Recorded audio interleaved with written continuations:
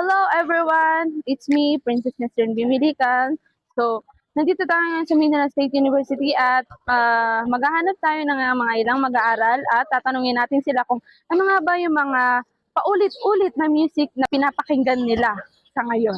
Ako nga pala si Princess Nesrin Milikan. Kasama ko ngayon si...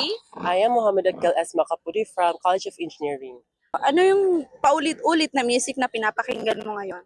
So far, pinapakinggan ko po is yung kanta ni Don't Deliver You, feat. Travis Scott. Explanation kung bakit? Ano kasi po so far po is, ano lang, nagpop-up siya kasi sa TikTok and ginagawa po siya sa mga highlights sa volleyball and that's all. I am Ashraf Yukali from College of Business Administration and Accountancy. Okay. Ang aking katanungan ay, ano yung paulit-ulit na music na pinapakinggan mo ngayon? At bakit? Yung collaboration ni Love at saka ni Lainey yung Minion.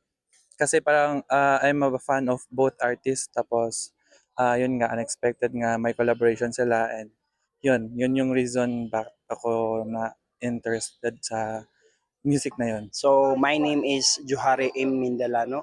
So from College of Engineering. Tanungan ay, ano yung paulit-ulit na music yung pinapakinggan mo ngayon?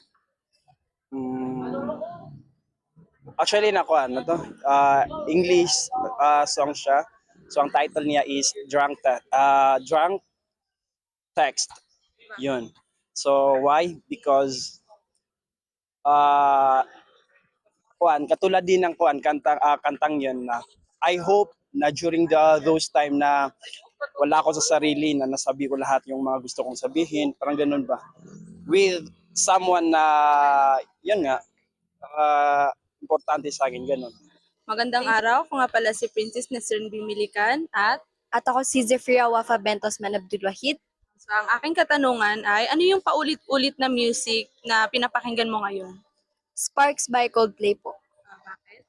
Kasi po na yung rhythm niya na parang nakaka-touch sa Pwede mo heart. bang sabihin yung pangalan? Majuma City Batanto.